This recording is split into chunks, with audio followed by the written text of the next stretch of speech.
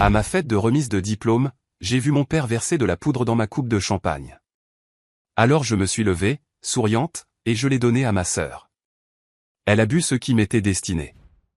Avant de continuer, n'oubliez pas de vous abonner et dites-nous d'où vous nous regardez dans les commentaires, on lit chacun de vos messages. Quand j'ai franchi les portes vitrées de la salle de bal Skyline Terrace, l'air était déjà lourd des senteurs mêlées de champagne, d'eau de Cologne, et de ce genre de fleurs qu'il faut commander 2 semaines à l'avance. La douce lumière dorée qui filtrait par les fenêtres donnait un éclat à tout, mais ne me réchauffait pas. Mes talons claquaient contre le sol poli alors que je m'arrêtais pour m'imprégner de la scène, nappe blanche, arrangement imposant d'hortensia, la vue panoramique sur le Puget Sound scintillant juste derrière les vitres. C'était censé être une célébration, ma fête de remise de diplôme, mais la façon dont la soirée a commencé me donnait plus l'impression d'être une figurante dans le spectacle de quelqu'un d'autre. J'ai aperçu mes parents de l'autre côté de la pièce, Grady et Nola Kelm, se déplaçant d'invité en invité comme des politiciens chevronnés, chaque poignée de main délibérée, chaque sourire calibré pour les caméras. Ils ressemblaient aux autres parfaits, et je suppose que pour tous les autres, ils l'étaient. Mais je savais la vérité. J'ai lissé le devant de ma robe, forçant mes épaules à se redresser. « Tu peux le faire », me suis-je murmuré, bien que les mots aient plus le goût d'une armure que d'un encouragement. Je me suis dirigé vers la scène principale où un homme bien habillé avec un micro chauffait la foule. « Mesdames et messieurs », a-t-il commencé, souhaitons un accueil chaleureux à la famille Kelm. Mes parents se sont levés immédiatement lorsqu'il a mentionné ma sœur aînée, Sirène. Les applaudissements ont éclaté alors qu'il louait ses contributions remarquables à l'entreprise familiale et son dévouement inlassable au service de la communauté. Grady applaudissait comme si elle venait de gagner une médaille olympique, et le sourire de Nola illuminait pratiquement la pièce. Puis le maître de cérémonie s'est tourné vers moi. Et voici leur plus jeune fille, fraîchement diplômée. Il n'a pas prononcé mon nom. Mes parents ne se sont pas levés. Ils ont souri poliment, ont donné quelques petits applaudissements, et sont restés assis comme si l'énergie nécessaire pour se lever était trop précieuse pour être gaspillée. Un silence s'est installé dans mon coin de la pièce, suivi d'une vague polie d'applaudissements qui s'est estompée presque aussi vite qu'elle avait commencé. J'ai gardé le menton haut, marchant vers l'avant d'un pas régulier. Dans ma tête, j'entendais la voix de ma tante Ranata. La dignité n'est pas négociable. Une fois les présentations terminées, les invités se sont dispersés en petits groupes. Quelques-uns de mes amis se sont approchés, échangeant des banalités sur le lieu et la nourriture, essayant de me remonter le moral. Je les ai remerciés, mais à l'intérieur, j'ai senti le changement. Le ton avait été donné, et il n'était pas en ma faveur. Quelques minutes plus tard, le photographe a demandé une photo de famille. Nous nous sommes alignés devant une toile de fond floral élaborée. Alors que l'appareil photo faisait la mise au point, Nola s'est penchée si près que je pouvais sentir son parfum m'envelopper. « Souris, la sangsue » a-t-elle murmuré, ses lèvres bougeant à peine. Je me suis figé une demi-seconde, puis j'ai forcé le même sourire que je portais depuis mon arrivée. Le flash a crépité, capturant l'instant pour toujours. Le tableau soigneusement arrangé, la fausse chaleur, et moi au milieu, tenant bon. Je me suis demandé si elle essayait de me provoquer. Si je craquais ici, devant tout le monde, cela ne ferait que confirmer le récit qu'ils avaient préparé. Alors, je suis resté immobile, me souvenant de l'autre conseil de Ranata. Parfois, on gagne en leur laissant croire qu'on a perdu. Alors que nous nous éloignions de la zone photo, j'ai balayé la pièce du regard. Des groupes d'invités se tenaient autour de tables hautes, un verre à la main. Certains me souriaient chaleureusement. D'autres évitaient mon regard. J'ai commencé à cataloguer les visages, qui étaient proches de mes parents, qui gardaient ses distances, et qui pouvaient être réellement neutres. C'est alors que j'ai vu Ulysse, mon plus vieil ami, debout près du fond avec son appareil photo. Il a croisé mon regard et a haussé un sourcil, une question muette. « Ça va ?» J'ai fait un petit signe de tête. Ulysse avait toujours été doué pour lire entre les lignes, et le fait qu'il ait sorti son appareil photo me disait qu'il était déjà attentif. Je me suis dirigé vers la table des rafraîchissements, me suis versé un verre d'eau, et j'ai bu une lente gorgée. De l'autre côté de la pièce, mes parents se tenaient ensemble, me regardant. Ils ont échangé un regard, un petit air entendu, puis sont retournés charmer les gens autour d'eux. J'ai soutenu leur regard un instant de plus avant de me détourner. Si c'était ainsi qu'ils choisissaient de commencer la soirée, je ne pouvais qu'imaginer ce qu'ils avaient prévu ensuite. Les applaudissements des présentations s'étaient à peine tus que l'hôte a invité tout le monde à trouver sa place pour le dîner. Je me suis frayé un chemin à travers la foule, faisant attention de ne pas renverser l'eau dans ma main, offrant des hochements de tête polis aux parents et aux connaissances. La plupart souriaient en retour avec le genre de courtoisie qui comble les vides dans les conversations mais ne signifie rien. Quelques-uns gardaient les yeux fixés ailleurs, déjà absorbés par leurs discussions. La salle de bal était un labyrinthe de tables rondes drapées de lin blanc, chacune ornée de bougies et d'arrangements délicats. J'ai jeté un coup d'œil au carton de table en passant, les noms écrits en lettres dorées bouclées. Plus je me déplaçais vers le fond, plus je sentais la vérité de ce qu'un ancien mentor m'avait dit un jour. Les plans de table sont de silencieuses déclarations de rang social. Finalement, j'ai repéré mon nom. Ma table était nichée juste à côté des portes battantes de la cuisine. Chaque fois qu'un serveur passait, une vague de chaleur et le cliquetis des plateaux métalliques suivaient. L'odeur de poisson poêlé et de beurre à l'ail flottait jusqu'à moi. Pas désagréable, mais il était difficile d'imaginer quelqu'un d'autre ici savourer son repas au son des ordres criés et des casseroles qui s'entrechoquent. De mon point de vue, j'avais une vue dégagée sur le centre de la pièce où Sirène était assise à côté de nos parents à la plus grande table, une place d'honneur. Elle riait de quelque chose que notre père venait de dire, la tête renversée en arrière, ses cheveux captant la lumière d'une manière qui aurait été parfaite sur une couverture de magazine. Elle s'épanouissait dans ce genre de cadre. Un serveur s'est faufilé près de moi, heurtant presque ma chaise. « Pardon, mademoiselle » murmura-t-il avant de disparaître dans la cuisine. Je me suis rapproché de la table, résistant à l'envie de me décaler complètement.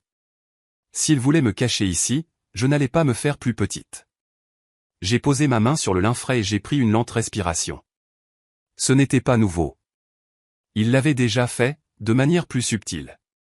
Des positionnements discrets, des omissions silencieuses.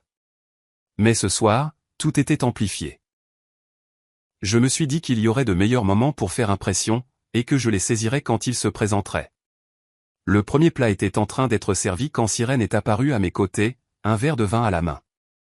Elle s'est penchée avec ce charme sans effort qu'elle portait comme un parfum, son sourire assez chaleureux pour quiconque regardait. « Profite en tant que ça dure » murmura-t-elle, la voix basse et douce.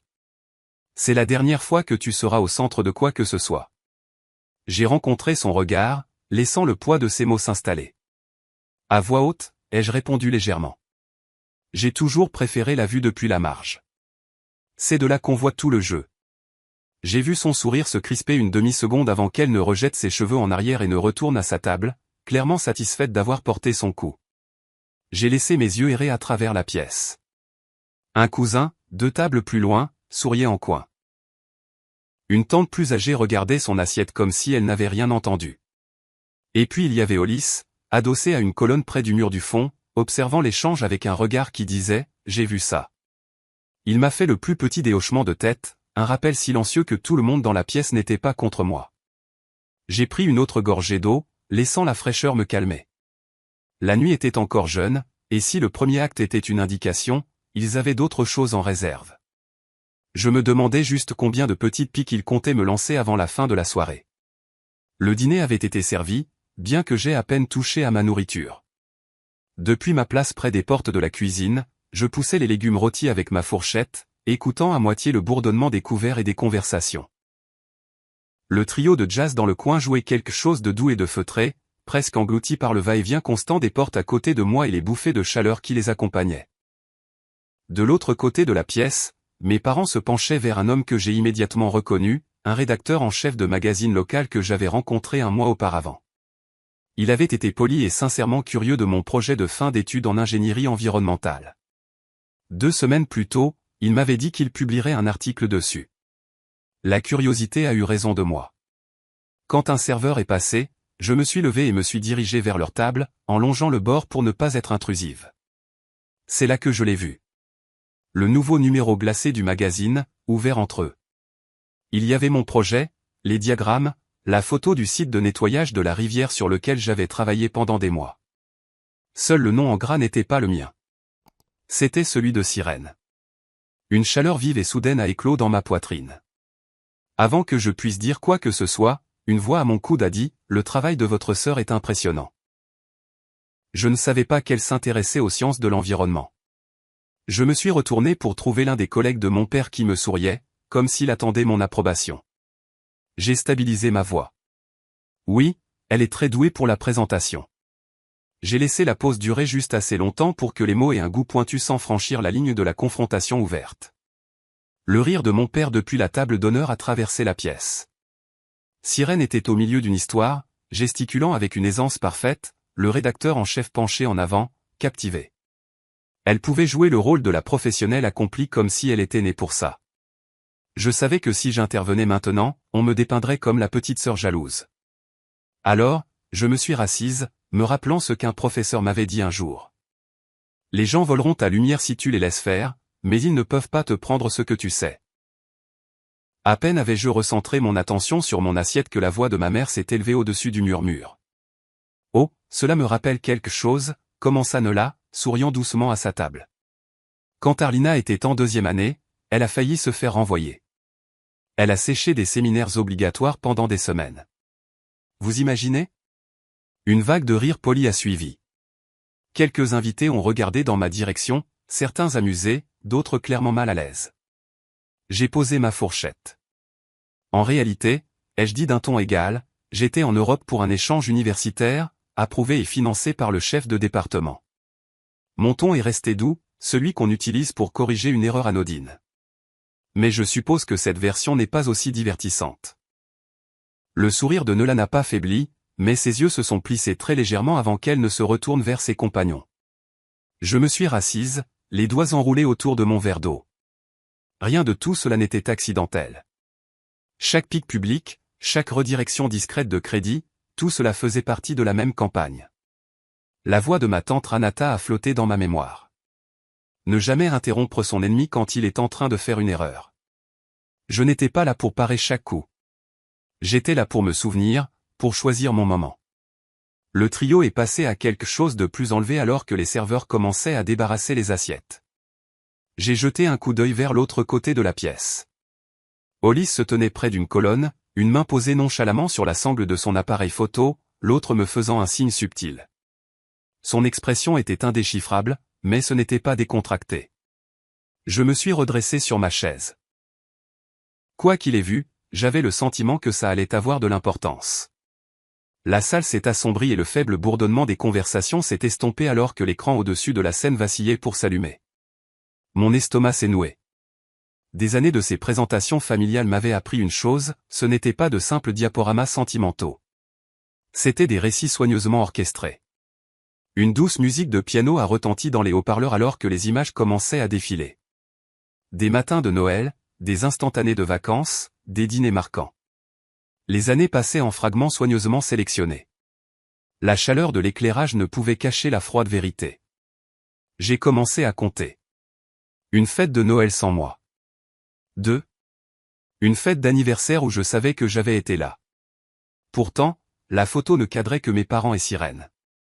Puis est venue celle qui m'a coupé le souffle. Ma photo de remise de diplôme du lycée. Je me souvenais vivement de ce moment. Debout dans ma toge et mon mortier, entouré de camarades de classe, ma famille d'un côté. Mais à l'écran, la photo de groupe avait été recadrée de sorte que seule Sirène restait, souriant avec mon diplôme à la main comme s'il avait toujours été le sien.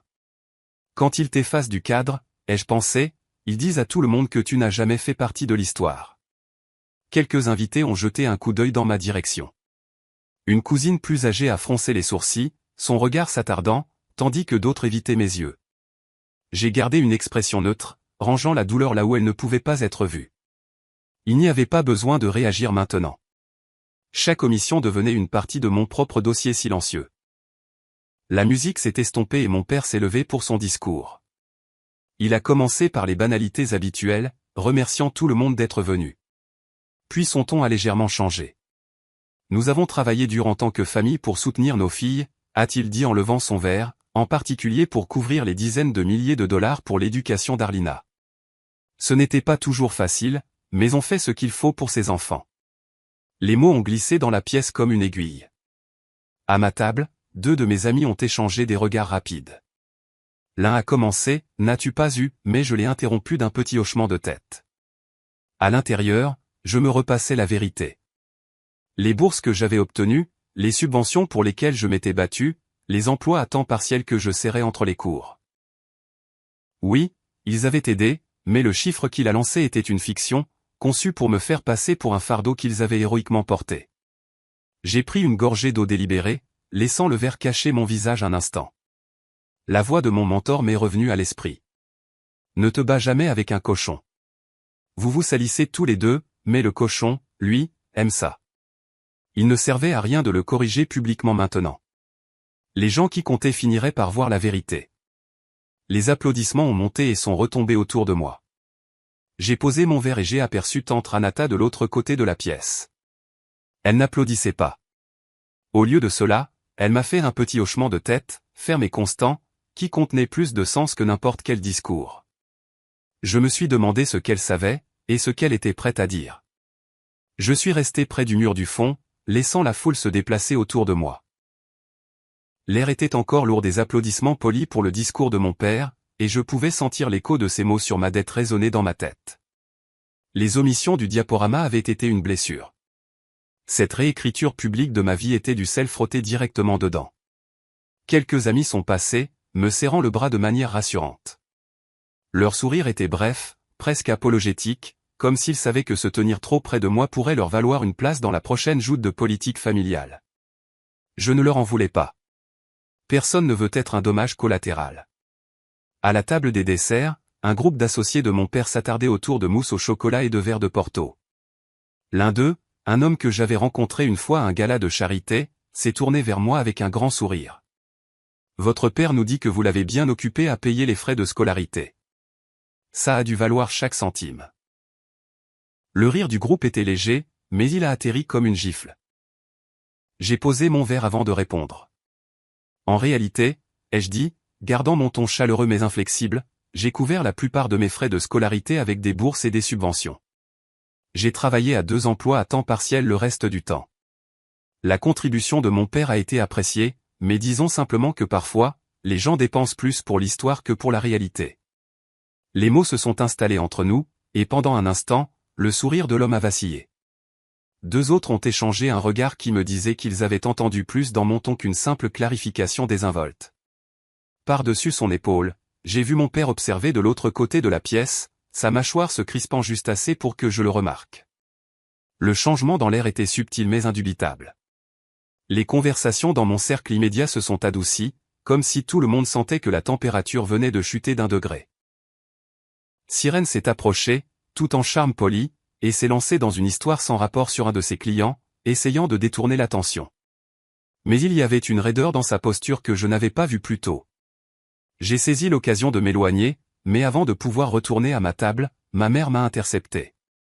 Elle m'a attrapé le bras, sa prise assez ferme pour me faire arrêter. Son sourire était figé, toute la grâce d'une hôtesse pour les yeux qui pouvaient regarder. Mais sa voix était basse et tranchante de sucre. N'ose même pas faire une scène ce soir. Tu le regretteras. J'ai rencontré son regard, laissant le silence s'étirer juste assez pour qu'elle le sente. Une scène, ai-je dit d'un ton égal, c'est juste la vérité avec un meilleur éclairage. Son sourire n'a pas disparu, mais les muscles autour de ses yeux se sont tendus. Elle a lâché mon bras et s'est éloignée, reprenant son circuit de la pièce comme si rien ne s'était passé entre nous. Je suis resté là un instant, sentant l'accumulation de la soirée peser sur moi. Chaque photo recadrée, chaque pic public, chaque effacement désinvolte. J'ai réalisé que j'en avais fini de jouer la défense. Ils avaient préparé la scène toute la soirée. Peut-être était-il temps que je pense à inverser le scénario. Les mots de Maya Angelou me sont revenus. Quand quelqu'un vous montre qui il est, croyez-le la première fois. Je les croyais maintenant. Et je n'allais pas oublier une seule chose de ce que j'avais vu. En balayant la pièce du regard, j'ai de nouveau repéré Ulysse. Cette fois, il ne se contentait pas d'observer. Il tenait son téléphone légèrement levé, la lueur de l'écran se reflétant dans ses lunettes. Lorsque nos yeux se sont croisés, il a fait le plus petit des hochements de tête, comme s'il détenait quelque chose que je devais voir. Je ne pouvais pas encore dire si c'était l'ouverture que j'attendais, mais je savais que je serais prête si c'était le cas. Je venais de me détourner de la table des desserts quand j'ai aperçu tante Ranata se diriger vers moi. Elle a traversé la foule avec une grâce délibérée, son sourire poli, mais ses yeux fixés sur moi. Quand elle est arrivée à mes côtés, elle ne s'est pas arrêtée pour échanger des politesses. Au lieu de cela, elle a frôlé ma main avec la sienne, y laissant une petite enveloppe scellée. Pas un mot, juste un regard ferme qui disait plus tard. Je me suis éclipsé de la salle principale, en faisant attention de ne pas attirer l'attention. Les portes du balcon étaient entr'ouvertes, laissant entrer une bouffée d'air frais du sound. Je me suis avancé dans le coin ombragé et j'ai ouvert l'enveloppe. À l'intérieur se trouvaient des photocopies, des lettres d'attribution de bourse, des confirmations de subventions, des reçus avec mon nom et mon numéro d'étudiant. Chaque document disait la vérité. J'avais gagné ma place, pièce par pièce. Une note de son écriture bouclée était glissée sur le dessus. Pour le jour où ils iraient trop loin. Mon pouls s'est stabilisé. Jusqu'à présent, j'avais réagi, absorbant chaque pic et décidant qu'en répondre. C'était différent, comme le premier vrai coup sur mon propre échiquier. J'ai remis les papiers dans l'enveloppe et les glissés au fond de ma pochette. Ils ne le verraient pas venir. Quand je suis rentré, la salle de bal était un brouhaha de rire, de verres qui teintent et du faible bourdonnement de conversation qui remplit une pièce avant l'acte suivant. Mes parents se tenaient avec Vélastrade, leur cousine et l'organisatrice de l'événement de ce soir. La main de Grady reposait sur l'épaule de Véla. Nela se penchait comme s'il conspirait sur quelque chose d'important. Hollis est apparu à mes côtés. « Tu as entendu parler des invitations, n'est-ce pas » a-t-il demandé à voix basse. J'ai froncé les sourcils. « Quoi, les invitations ?» Ils ont imprimé ton heure d'arrivée avec 30 minutes de retard. Uniquement sur la tienne. Plusieurs invités m'ont dit qu'ils pensaient être en avance, mais quand ils sont arrivés, les premières photos étaient terminées. Ça a donné l'impression que tu étais arrivé en retard à ta propre fête. La prise de conscience a atterri avec le poids de l'inévitable. Bien sûr, ai-je murmuré. Une arrivée tardive, pas de nom dans la présentation, et maintenant les omissions du diaporama. Ils n'avaient pas seulement improvisé ce soir, ils avaient construit une séquence. Ils jouent sur le long terme, a dit Hollis. Alors je vais changer les règles, ai-je répondu. L'orchestre a entamé quelque chose de léger alors que les serveurs commençaient à placer les assiettes pour le dessert. J'ai jeté un coup d'œil vers le centre de la pièce. Mon père a vérifié sa montre, puis a regardé ma mère, qui a fait un petit signe de tête à Véla. C'était le genre de signal qu'on ne remarque que si on le cherche. Je cherchais. Quoi qu'il arrive ensuite, j'avais l'intention d'avoir une longueur d'avance. De ma place, je gardais un œil sur les assiettes de dessert qui étaient posées et l'autre sur mes parents. Ils me regardaient plus souvent, échangeant des regards qui n'étaient destinés à personne d'autre. Hollis a attiré mon attention de l'autre côté de la pièce et a incliné la tête vers le couloir latéral. L'expression sur son visage n'était pas désinvolte. Je me suis levé lentement, serpentant entre les invités qui discutaient, et j'ai suivi son exemple vers le couloir de service près de la cuisine. Le cliquetis de la vaisselle et la voix étouffée d'un serveur se sont estompés alors que nous nous arrêtions à côté d'une porte entr'ouverte.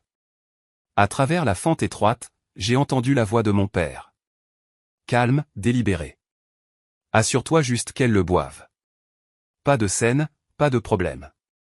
La réponse de ma mère est venue, tranchante et certaine. Ce sera rapide. Elle aura juste l'air de s'évanouir à cause du champagne. Puis le ton inimitable de Véla. Je lancerai le toast. Les mots se sont enfoncés en moi, froids et lourds.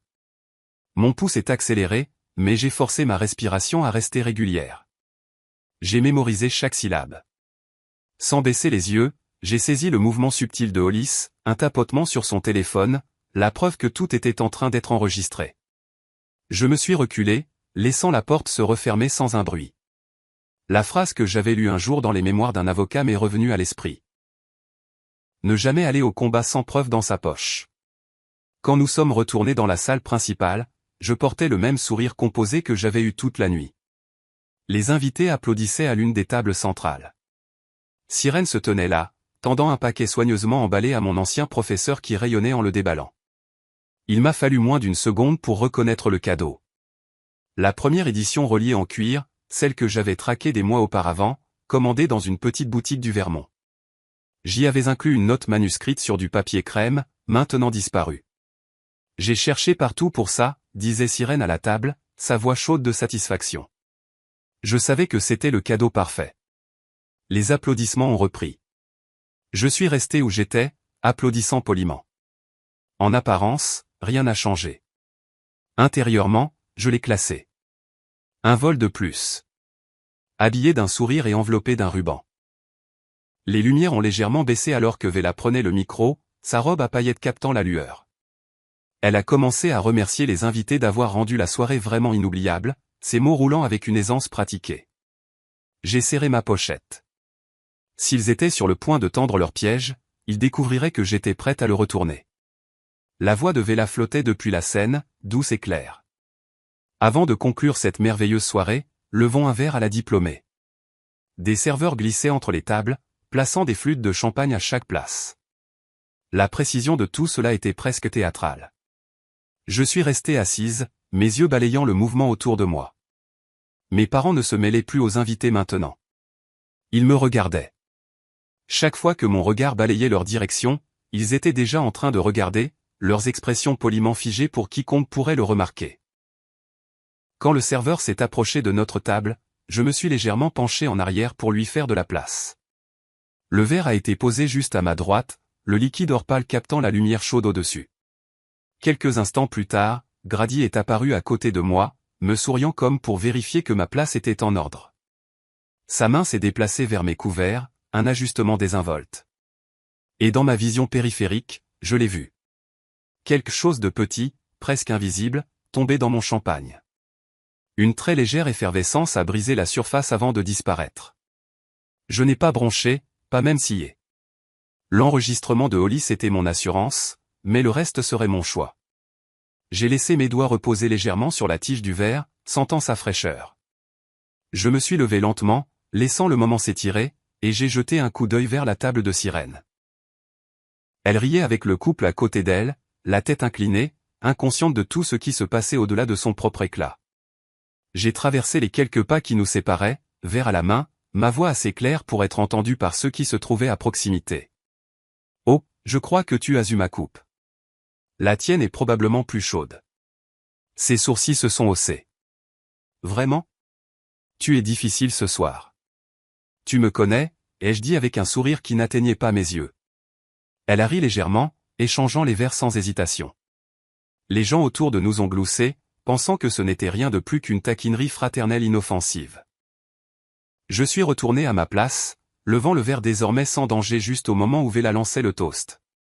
Mon regard a balayé la pièce, Sirène prenant une généreuse gorgée, la mâchoire de Grady se crispant presque imperceptiblement, le sourire de Nola figé, mais vide dans ses yeux. Le toast a continué, les voix s'élevant à l'unisson, les verres tintants. Le rire de Sirène s'est joint au leur, mais seulement pour un instant. Puis il affaiblit, sa main venant se poser légèrement sur la table. Dans ma tête, les mots étaient calmes, mesurés. Le compte à rebours venait de commencer. Sirène a posé son verre, encore au milieu d'un rire à quelque chose que l'homme à côté d'elle avait dit, mais le son s'est coupé comme si quelqu'un avait débranché une prise. Son sourire s'est figé, ses yeux clignant rapidement. Elle a bougé sur sa chaise, une main appuyée sur la table, puis a commencé à se relever. Ses genoux ne l'ont pas suivi. Elle a vacillé, a attrapé la nappe, et a plutôt attrapé le bord d'une assiette. Des couverts ont cliqueté sur le sol, une fourchette tournant sur le marbre comme une pièce de monnaie. Des halètements ont ondulé vers l'extérieur alors que des chaises raclaient le sol et que plusieurs invités se levaient d'un bond.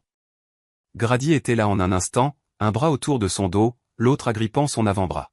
« Sirène, regarde-moi. Tout va bien. Assieds-toi. » Sa voix portait juste assez pour que les gens à proximité entendent l'inquiétude. Nola est arrivée de l'autre côté, pressant sa main sur l'épaule de Sirène. Son expression était l'image parfaite de l'alarme maternelle. « Chérie, respire. Tu t'es probablement levé trop vite. » Mais je l'ai vu.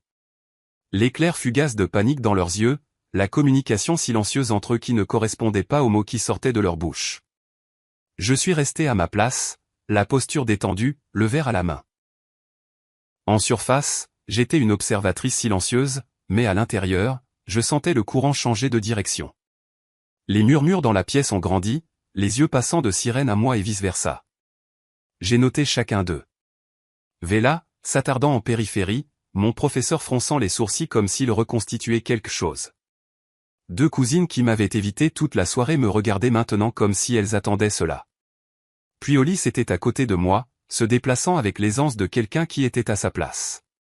Il ne s'est pas assis.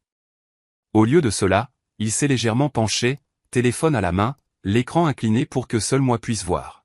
« Tu vas vouloir voir ça maintenant » murmura-t-il. La vidéo était d'une clarté cristalline. La main de Grady glissant quelque chose dans mon champagne tout en prétendant redresser ma fourchette. Le léger tourbillon dans le verre, puis moi m'avançant vers Sirène, le sourire, l'échange, elle prenant le verre sans hésitation. Chaque détail préservé dans une séquence parfaite. J'ai laissé le téléphone reposer dans ma paume, le pouce planant au-dessus de l'écran. Je pourrais tout arrêter ici, me lever, élever la voix, montrer à tout le monde exactement ce qui s'était passé. Ce serait rapide, décisif, mais ce serait aussi désordonné, et il trouverait un moyen de retourner la situation avant même que le choc ne se dissipe. Mieux valait leur laisser croire qu'ils avaient encore le dessus. Plus longtemps ils le croiraient, plus la chute serait dure. Sirène était de retour sur sa chaise maintenant, une serviette pressée contre ses lèvres, le teint pâle. Un serveur s'est précipité vers l'entrée principale, appelant une assistance médicale. De l'autre côté de la pièce, Grady a penché la tête près de celle de Nola, parlant d'une voix trop basse pour que quiconque d'autre puisse l'entendre. Ses yeux se sont tournés vers moi un très bref instant avant de revenir à Sirène. Je me suis penché vers Hollis, lui rendant le téléphone sans baisser les yeux à nouveau. « Garde cette vidéo en sécurité », ai-je dit doucement. Nous n'avons pas encore terminé. La salle de bal était en plein chaos, la moitié des invités se tordant le cou pour voir ce qui arrivait à Sirène, l'autre moitié murmurant avec une incrédulité feutrée. Les ambulanciers se sont frayés un chemin à travers la foule, leurs sacs se balançant à leur côté, tandis que les serveurs tentaient de débarrasser les assiettes sans attirer davantage l'attention. C'était la distraction parfaite. Je me suis levé de ma chaise avec un calme constant qui démentait l'électricité sous ma peau. C'était le moment. Je me suis dirigé vers la cabine audiovisuelle, nichée dans le coin, mes talons silencieux sur la moquette. Le technicien a levé les yeux, surpris, alors que je glissais une petite clé USB dans sa main. « Lancez ça », ai-je dit doucement, mon regard retenant le sien jusqu'à ce qu'il hoche la tête. L'écran au-dessus de la scène a vacillé, l'image du diaporama disparaissant en plein milieu. Une vidéo bien différente a pris sa place, beaucoup moins flatteuse pour ma famille. D'abord, Grady se penchant sur ma place, sa main planant comme s'il ajustait une fourchette. Puis l'inclinaison subtile de ses doigts, le contour granuleux d'un sachet disparaissant dans le liquide doré de mon champagne, la légère effervescence qui a suivi. Ensuite, moi traversant la pièce vers la table de Sirène, souriante, l'échange facile des verres. Sirène le levant sans hésitation. Dans le coin de la vidéo, l'horodatage brillait, correspondant parfaitement à la chronologie de la soirée. Le son dans la pièce s'est fracturé. Des hoquets de surprise, des chuchotements secs, le bruissement des chaises. Le visage de Vela est devenu exsangue. La main de Nola s'est figée en plein geste, la flûte à moitié vide suspendue entre ses doigts. Grady a serré la mâchoire, son expression verrouillée, mais il n'a pas bougé. Quelque part derrière moi, une voix a percé le bruit. C'est une tentative d'empoisonnement. Les téléphones sont apparus dans les mains comme par magie. Les écrans se sont allumés, enregistrant, textant, envoyant. Les ambulanciers ont fait une pause, jetant un coup d'œil entre Sirène et l'écran massif, leurs yeux se plissant. Puis, fendant la marée montante, est venue la voix de ma tante Ranata. J'ai des documents supplémentaires prouvant qu'Arlina a payé elle-même ses études universitaires et que ces deux-là mentent à tout le monde ici depuis des années. Les têtes se sont tournées alors qu'elle s'avançait, tenant la même enveloppe qu'elle m'avait donnée plus tôt. Elle l'a ouverte pour que tous puissent voir, les papiers craquant sous les lumières. Bourse, subvention, relevé bancaire. La vérité qu'ils avaient travaillé si dur à enterrer. C'était comme si un courant traversait la pièce. Les gens qui avaient été soigneusement neutres toute la soirée se sont éloignés de Grady et Nola, leurs expressions passant de polies à méfiantes. Je me suis alors avancé, ma voix stable et égale. Toute ma vie, on m'a dit de me taire. Ce soir, vous avez vu pourquoi. Le silence est leur victoire. J'ai laissé les mots flotter là, leur poids s'installant dans l'air, avant de reculer. Les preuves à l'écran, les documents dans les mains de Ranata. Ils pouvaient parler d'eux-mêmes maintenant. Depuis l'entrée, des policiers en uniforme sont apparus, balayant la foule du regard à la recherche des noms qui venaient d'être gravés dans la mémoire de tous. Mes parents se sont tournés l'un vers l'autre, leurs yeux se fixant un très bref instant, une conversation muette passant entre eux. Puis les officiers ont commencé à avancer. La salle de bal bourdonnait encore du choc résiduel de la vidéo, les voix tombant en murmures bas chaque fois que mon nom ou celui de mes parents flottait dans l'air. Certaines personnes évitaient de croiser mon regard, soudain fascinées par leur verre à moitié vide. D'autres m'adressaient de subtils hochements de tête en passant, des reconnaissances silencieuses de la part de ceux qui avaient observé attentivement toute la soirée. 2 policiers en uniforme étaient arrivés, se déplaçant avec détermination. L'un s'est approché de mon père, l'autre de ma mère, les séparant avec une efficacité de professionnel. La voix de Grady était basse, tendue, argumentant à voix basse. Le sang-froid de Nola commençait à s'effriter, son sourire se fissurant pour devenir quelque chose de plus acéré. Je me suis dirigé vers la table principale.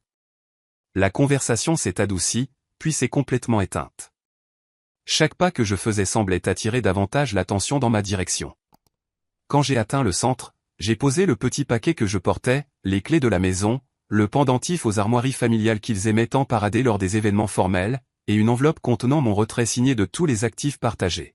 « Ceci vous appartient », ai-je dit, ma voix calme mais portant. Je reprends mon nom, mon temps et ma vie. Le silence qui a suivi était assez épais pour être touché. Quelque part au fond, une voix a murmuré, bien fait pour elle. Ranata, debout près du bord de la foule, m'a adressé un petit sourire approbateur, un de ceux qui disaient qu'elle attendait de voir ce moment depuis des années. Hollis, toujours vigilant, a levé son téléphone juste assez pour capturer la scène. J'ai regardé les objets sur la table. Pendant si longtemps, ils avaient été des symboles d'appartenance, même de fierté. Maintenant, ils n'étaient plus que des encres. Le poids que je sentais se soulever ne venait pas de leur absence. Il venait du fait de lâcher ce qu'ils représentaient. Les mots de ma grand-mère me sont revenus, clairs comme si elle se tenait à côté de moi. Ne t'immole pas par le feu pour tenir quelqu'un d'autre au chaud. Je brûlais silencieusement depuis des années, pensant que l'endurance était la même chose que la loyauté. Je me suis détourné de la table et j'ai commencé à marcher vers la sortie. Sans hâte, sans battre en retraite. Chaque pas était délibéré. Derrière moi, le flot des questions de la police a repris. Je ne me suis pas retourné pour regarder. Quand j'ai atteint les portes vitrées du hall de l'hôtel, j'ai aperçu mon reflet, les épaules carrées, la tête haute. J'ai failli ne pas reconnaître la femme qui me regardait, mais je l'aimais mieux que celle qui était entrée quelques heures plus tôt. Dehors, l'air de la nuit m'a enveloppé. Hollis m'a rattrapé, se mettant à mon pas, « Tu sais que ce n'est pas encore fini », a-t-il dit doucement. J'ai jeté un dernier regard aux fenêtres illuminées de la salle de bal. Je sais. Une semaine après la fête, l'air sur la jetée semblait différent. Ouvert, pur, sans le poids que j'avais porté pendant des années. Le soleil était bas sur le Puget Sound, jetant un chatoiement doré sur l'eau. Je marchais lentement, les mains dans les poches de mon manteau, laissant le rythme régulier des vagues noyer le souvenir des verres qui teintent et des sourires forcés. Le lendemain matin, après la salle de bal, la vidéo était partout. Hollis l'avait envoyée à un journaliste avant même que nous ayons quitté l'hôtel, et au petit déjeuner, les chaînes locales la diffusaient aux côtés de titres qui rendaient mon nom de famille étranger. Des inconnus dans la rue s'arrêtaient en plein milieu du trottoir, fixant leur téléphone. L'image soigneusement construite de mes parents s'était brisée en quelques heures. Les retombées judiciaires sont venues en premier. Des accusations de tentatives d'empoisonnement et de complot ont été déposées avant la fin de la semaine. L'état de Sirène s'est stabilisé, elle se remettrait physiquement, mais le récit selon lequel elle était une innocente prise dans les tirs croisés n'a pas tenu. Trop de gens l'avaient vue se prélasser dans les mensonges de mes parents au fil des ans. Les conséquences sociales ont suivi rapidement. Les partenaires commerciaux se sont retirés des co-entreprises. Les sponsors de leur gala de charité se sont désistés, invoquant la nécessité de réévaluer leurs affiliations. Les invitations qui inondaient autrefois leur calendrier se sont taries. Les mêmes personnes qui leur avaient souri sous les lustres de la salle de bal gardaient maintenant leur distance. Pendant ce temps, j'ai emménagé dans un petit appartement près du quartier universitaire. Des cartons empilés contre les murs, l'odeur de peinture fraîche encore dans l'air. Il n'était pas grand, mais il était à moi. Payé avec de l'argent que j'avais gagné sans leur ingérence. J'ai commencé à travailler comme consultante pour une entreprise d'ingénierie environnementale, le genre de travail qui n'avait pas besoin d'un nom de famille pour avoir du poids. Je n'arrêtais pas de penser à une phrase que j'avais entendue des années auparavant. On ne peut pas commencer le prochain chapitre de sa vie si on continue de relire le dernier. C'est devenu mon mantra. La rupture finale a eu lieu lors d'une réunion de règlement à l'amiable en ville. Ils sont arrivés avec leur avocat, tous deux habillés comme pour un autre gala, essayant de s'accrocher au dernier lambeau de contrôle. J'ai posé un document juridique signé sur la table, une déclaration formelle selon laquelle je renonçais à toute prétention sur le patrimoine familial, avec des clauses les empêchant d'utiliser mon nom ou l'une de mes réalisations à des fins de gain social. Ceci, ai-je dit en faisant glisser les papiers vers eux, est la dernière fois que vous profiterez de mon existence. Les lèvres de Nola se sont entr'ouvertes comme si elle allait protester, mais j'étais déjà debout. Grady n'a pas parlé du tout, il a juste fixé le document comme s'il lui avait brûlé les mains. Je suis sorti sans attendre leur signature. Dehors dans la rue, l'air était vif et frais. Je me sentais plus grande, plus légère, non pas parce que le passé avait disparu, mais parce qu'il ne dictait plus chacun de mes pas. Je m'étais battu, et cette fois, j'avais gagné selon mes propres termes. Plus tard dans la soirée, je suis monté à bord du ferry, debout au bastingage alors que la silhouette de la ville commençait à rétrécir derrière moi. Les lumières de la ville se reflétaient sur l'eau, se brisant en morceaux à chaque ondulation. La justice n'est pas toujours bruyante. Parfois, c'est juste le son d'une porte qui se ferme pour la dernière fois. Car une fois que vous avez appris à tourner les talons, vous commencez à voir jusqu'où vous pouvez aller. Merci d'avoir regardé jusqu'au bout. Si cette histoire vous a touché, n'oubliez pas de liker, de vous abonner et de partager. Et surtout, dites-nous ce que vous en pensez en commentaire, on adore vous lire.